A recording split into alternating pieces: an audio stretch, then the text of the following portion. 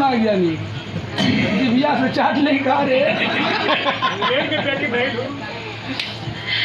बड़ा बढ़िया हमरे मास्टर साहब ने गीत का संकेत दिया।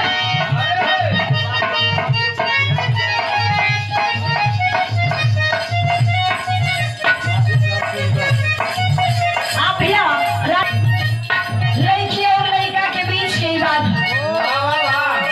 जैसे दोनों लड़की और लड़का के बीच की बात का प्रेम का मैटर है। बीच का बात है हाँ हो मतलब प्यार का बात है। अच्छा काफी लंबा प्यार चला था। बेचारा के तो पता ना अब लड़की का शादी कहीं दूसरा जगह तय होता। जब लड़की का शादी कहीं दूसरा जगह तय होने लगल लड़की के खबर लगल बा। लड़की अपने माई से जाके कहल से माई